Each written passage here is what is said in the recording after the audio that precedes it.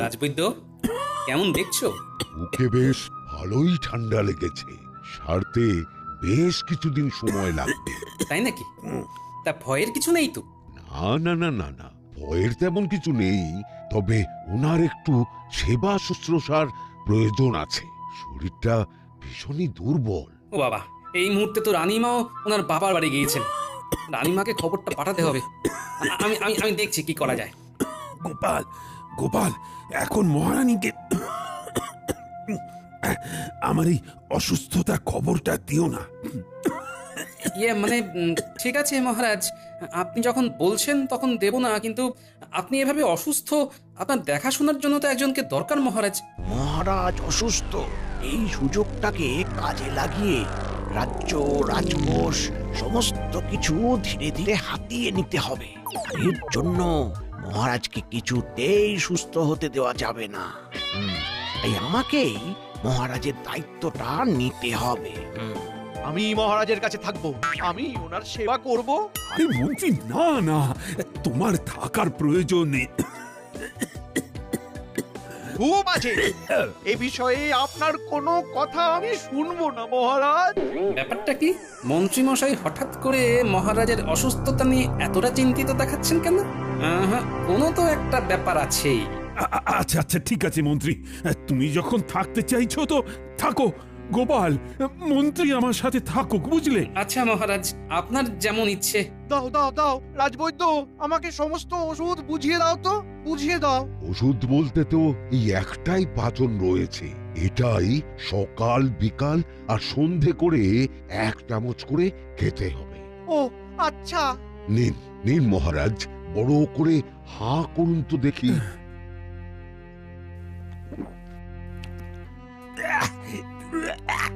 ইস, কি তেতো! তেতো হলেও খেতে তো হবে মহারাজ। এটাই আপনার শরীরটাকে সুস্থ করে তুলবে। সারাদিনে 3 বার করে কিন্তু খেতেই হবে। আচ্ছা আচ্ছা, আমি আছি তো, আমি খাইয়ে দেবো রোজ। আজ থেকে মহারাজের সব দায়িত্ব আমার, সাথে রাজবাড়িরও।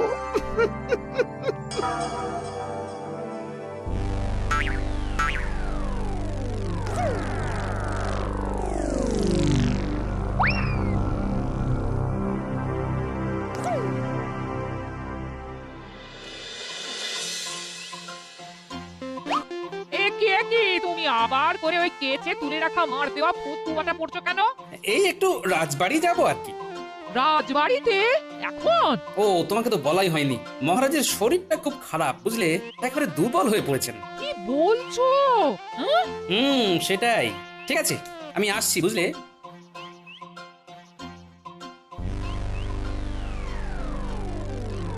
পাচন খাওয়ানোর সময় হয়ে গেছে, কিন্তু এই পাচনটা খাওয়ালে তো মহারাজ ধীরে ধীরে সুস্থ হয়ে যাবেন, কিন্তু সেটা তো কিছুতেই হতে দেওয়া যাবে না। কে? মন্ত্রী এলে নাকি? এই রে, মহারাজ তো জেগে আছেন। হ্যাঁ মহারাজ। ও, পাচন খাওয়ার সময় হয়ে গেছে না? মানে হ্যাঁ, মানে আপনার তো এখন পাচন খাবার সময় হয়ে গেছে মহারাজ। মন্ত্রী, মন্ত্রী, আমি ওই পাচন খাবো না। এই রে, এ তো মেঘনা চাইতেই জল। মানে খাবেন না কেন মহারাজ? বড্ড তেতো ওই পাচন। আমি খাবো না মন্ত্রী, খাবো না।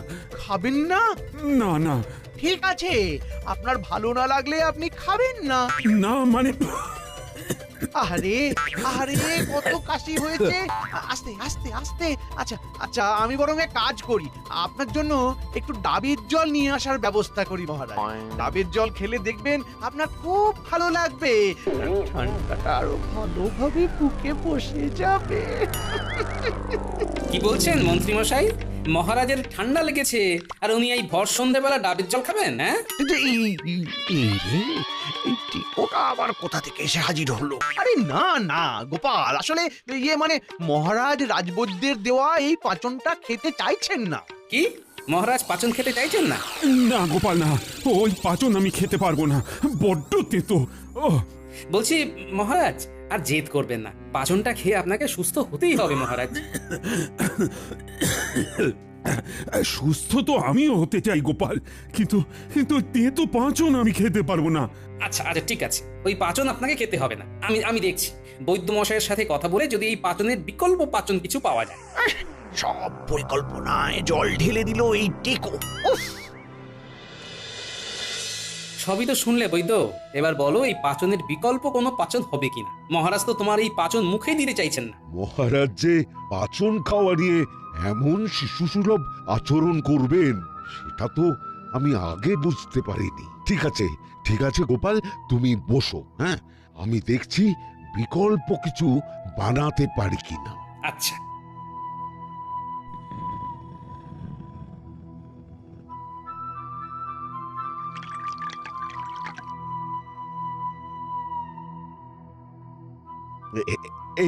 এই নাও গোপাল, এই হলো মহারাজের ওষুধ। একেবারে মিষ্টি স্বাদের এই পাচন খেতে আশা করি মহারাজের কোনো অসুবিধে হবে না। আচ্ছা ঠিক আছে মহারাজ, নিন এইবার এই পাচনটা খেয়ে নিন।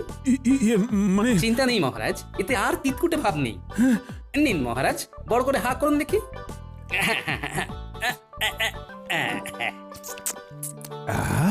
এ তো পুরো মধুর মতো মিষ্টি।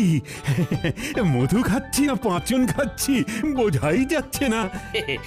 রোজ এক ছিপি করে খেতে হবে, তাহলেই খুব তাড়াতাড়ি সুস্থ হয়ে যাবেন। কি খাবেন তো রোজ?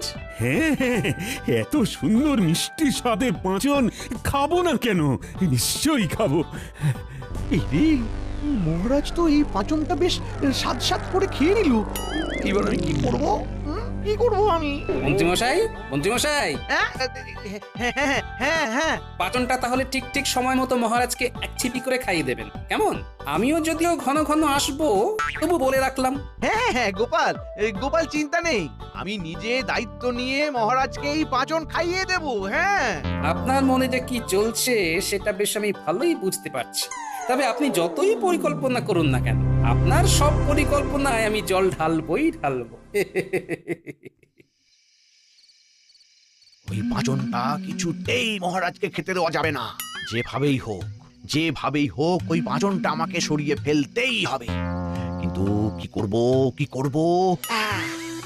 পেয়েছি, শিশি থেকে অর্ধেকের বেশি পাচন ফেলে দিতে হবে, আর তারপর যাতে কেউ বুঝতে না পারে তার জন্য সমপরিমাণ জল মিশিয়ে দিতে হবে।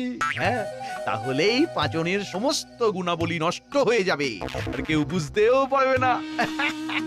যাই তাড়াতাড়ি কাজটা সেরে ফেলি, যাই। মহারাজ ঘুমোচ্ছেন, এটাই সুযোগ। কাজটা তাড়াতাড়ি সেরে ফেলতে হবে। পাচনের শিশিটা কোথায় গেল?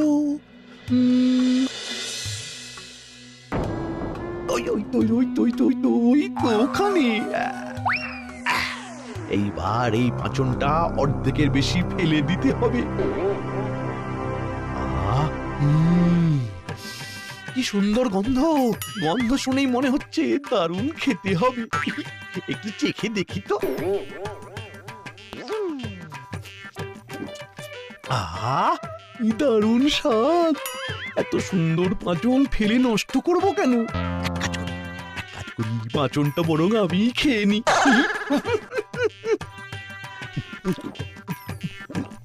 আহা, পাঁচন না তো যেন অমৃত।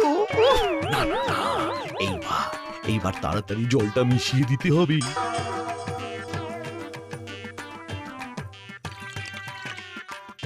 ব্যাস, কাজ শেষ। এইবার মানে কেটে পড়ি।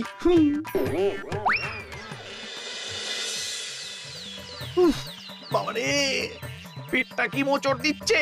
উফ, মনে হচ্ছে মাঠে যেতে হবে। ওরে বাবারে, মনে হচ্ছে এখানেই হয়ে যাবে। এখানেও তাড়াতাড়ি যাই। ওরে বাবারে! মহারাজ, আরে গোপাল যে, এসো এসো। কেমন আছেন এখন? এখন একটু ভালো আছি। ওই কালকের পাঁচন খেয়ে আগে থেকে অনেকটাই সুস্থ বোধ করছি। আজ সকালে খেয়েছেন তো? না, এখনো খাওয়া হয়নি। মন্ত্রী তো এখনো আসেইনি। কি বলছেন? মন্ত্রীমশাই এখনো আসেননি? এত বেলা হয়ে গেল, মন্ত্রীমশাই সঠিক সময় পাচনটা খেতে বলেছেন। কি যে করেন না মন্ত্রীমশাই, এই জন্য আমি কারোর উপর ভরসা করতে পারি না। দাঁড়ান মহারাজ, আমি আপনাকে পাচনটা দিচ্ছি।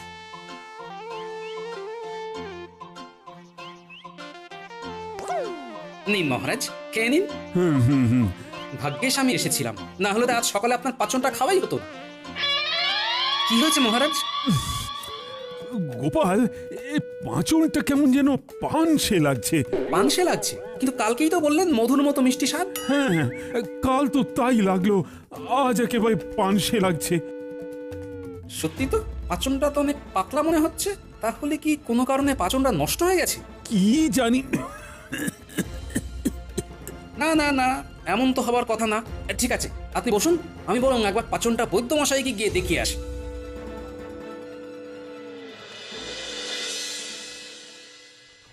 বৈদ্য, বৈদ্য, আমাকে কোনো একটা পাঁচন দাও।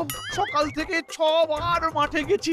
উফ, এতটুকু সময়ের মধ্যে সব পার হয়ে গেছে। আচ্ছা, কাল রাতে কিছু উল্টো পাল্টা খেয়েছিলেন নাকি? মানে আরে, লজ্জা পেয়ে লাভ নেই, বলে ফেলুন বলে ফেলুন। আসলে মানে একটা পাঁচন খেয়েছিলাম, তারপর থেকেই পেটটা গুড়গুড় করতে শুরু করে। পাচন? হ্যাঁ, কোন পাচন খেয়েছেন? আরে পাঁচন খেয়েছি এইটুকু শুনলে তো এত কথার কি আছে? দাও দাও দাও, তাড়াতাড়ি ওষুধ দাও। পেটের ভিতরটা মোচড় দিয়ে উঠছে। ওরে বাবাই, ও ও, আমার মনে হয় যেতে হবে। ঠিক আছে, দাঁড়ান দাঁড়ান।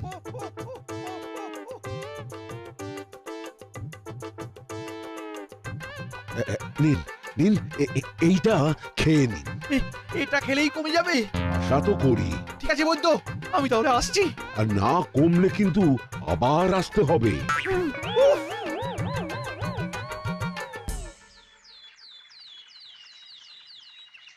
আরে, মন্ত্রী মশাই না?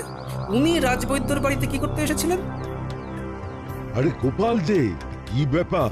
এই মন্ত্রী মশাই কি করতে এসেছিল? কি বলে ওই কোন পাচন খেয়ে পেট ছেড়ে দিয়েছে, তাই ওষুধ নিতে এসেছিল। পাচন খেয়ে পেট ছেড়ে দিয়েছে? কোন পাচন? তা তো বললো না। ছাড়ো তো ওনার কথা। মহারাজ এখন কেমন আছেন? আমি ভাবছিলামই একটু পরে মহারাজকে দেখতে যাব। আরে মহারাজের জন্যই তো এসেছি তোমার কাছে। এই যে কাল যে পাচনটা দিয়েছিলে সেটা দেখো, আজকে কেমন পাতলা হয়ে গেছে। কি পাতলা হয়ে গেছে? কই কই দেখি দেখি। হ্যাঁ, মহারাজও বলছেন স্বাদটা নাকি পানসে হয়ে গেছে, যেখানে কাল নাকি মধুর মতো মিষ্টি ছিল। আরে আরে, এ তো জল মেশানো হয়েছে। কি বলছো?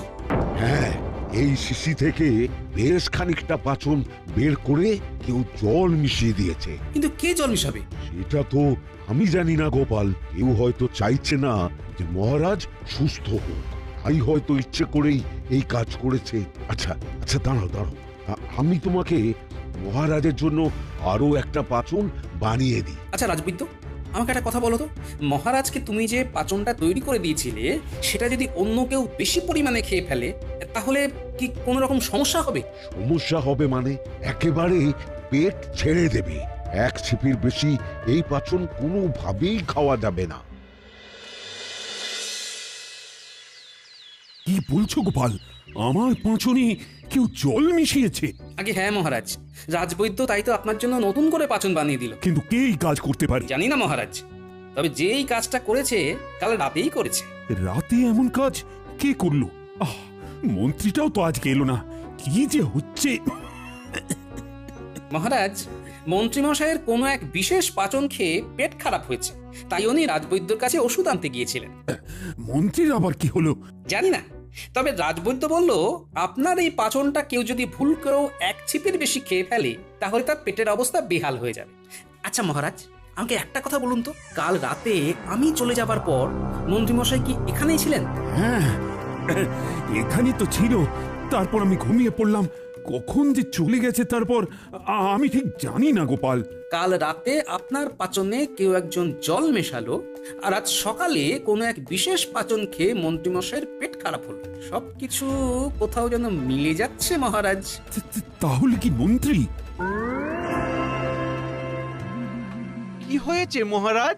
এইভাবে আপনার অসুস্থ শরীর নিয়ে সবাইকে আবার ডেকে পাঠালেন কেন?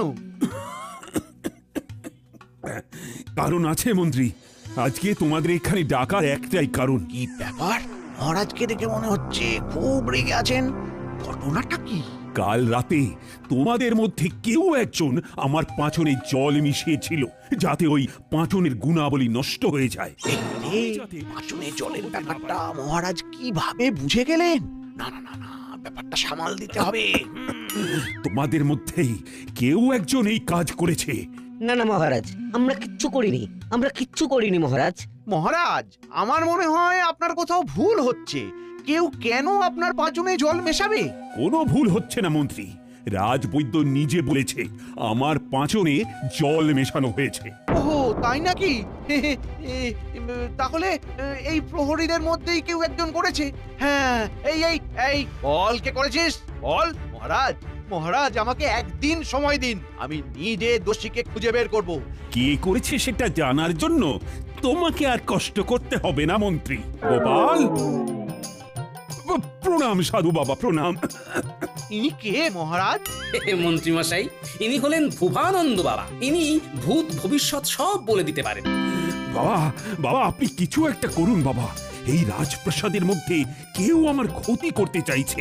আমার সেবা যত্নের দায়িত্বে ছিল মন্ত্রী আর রাজবাড়ির প্রহরী, আর কর্মচারীরা সব সময় তো এই বাড়িতেই থাকে। তাহলে তাদের মধ্যেই কেউ আপনার ক্ষতি চায়, এটা নিশ্চিত হওয়া গেল। একজন আছে যে মহারাজের ক্ষতি চায়। বাবা, আপনি তো সব জানেন, এবার আপনিই পারেন ওই দোষীকে আমাদের সামনে এনে দিতে। ধরা পড়ে যাবো নাকি? টিং টিং ছট ফট হা, হা, হা, হা, হা, হা, হা।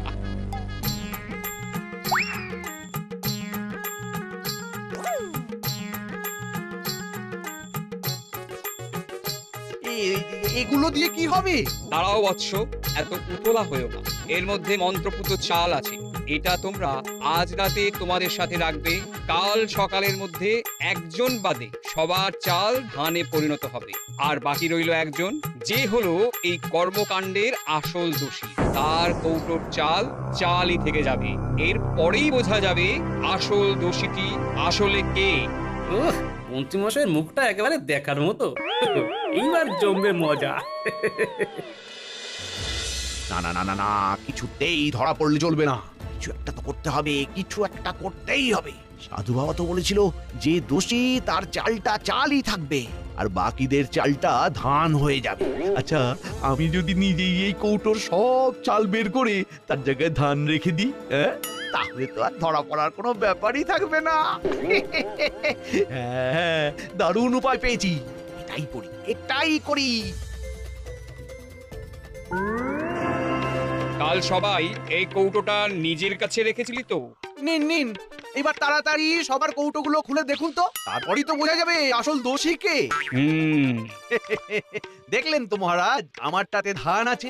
এই এই, সবাই ভালো করে দেখে নাও। গোপাল, তুমিও দেখে নাও, পরে আবার বলো না আমারটাতে চাল ছিল। তোমার কৌটো তুমি তোমার কাছে রাখো বৎস। এ কি, এখানে তো সবার কৌটো থেকেই চাল বের হচ্ছে। তার মানে মহারাজ, মহারাজ এরা জোট বেঁধে কাজটা করেছে, বুঝলেন? কাজটা তো করলাম আমি, তাহলে ওদের কৌটো থেকে চাল বের হচ্ছে কেন? সে কি গোপাল, তোমার কৌটো থেকেও চাল বের হলো? তার মানে মহারাজ, মহারাজ সর্ষের মধ্যেই ভূত, বুঝলেন তো? আমরা কিচ্ছু করিনি মহারাজ। চুপ, একদম চুপ। মহারাজের পাঁচনে জল মিশিয়ে এখন বড় বড় কথা বলা হচ্ছে। মহারাজ, আমাকে আদেশ দিন যে সব করাকে আমি এক্ষুনি গারদে পড়ছি। গারদে তো যাবে মন্ত্রী। মানে আমাকে বলছেন মহারাজ? হ্যাঁ হ্যাঁ, তোমাকে। আসল দোষী তো তুমি, তাই তো তুমি বাড়ি সবার চাল চালই থেকে গেল আর তোমারটা ধান হয়ে গেল। সাধু বাবা তো বলেছিলেন যে দোষী সে বাদে সবার চাল ধান হয়ে যাবে।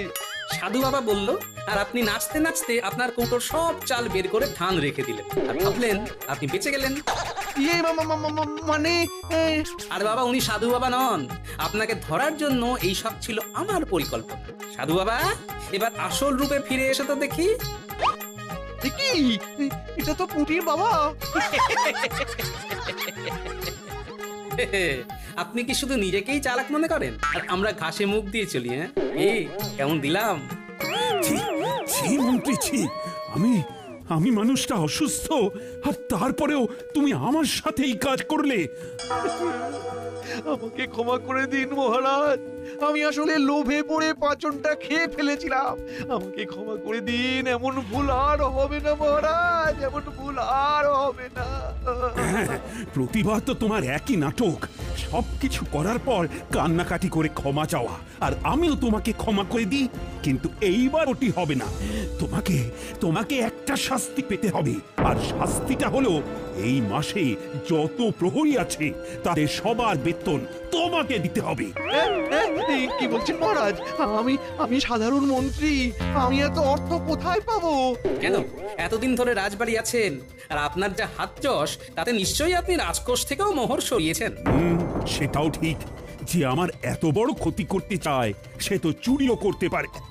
এই প্রহরী, এক্ষুনি এক্ষুনি গোনাগুনতি শুরু করো।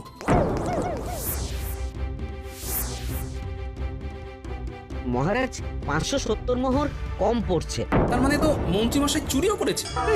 ইয়ে মানে এই সব মানে টানে আমি অনেক শুনেছি। আমি যেটা বললাম সেটা যদি না পারো তাহলে কিন্তু না মহারাজ, না না, আপনি যেটা বলবেন সেটাই হবে। এই মাসের প্রহরীদের বেতন আমি দেব। মন্ত্রীমশাই, পাচন খেয়ে পেট এখন ঠিক আছে তো, নাকি আবার মাঠে ছুটবে না?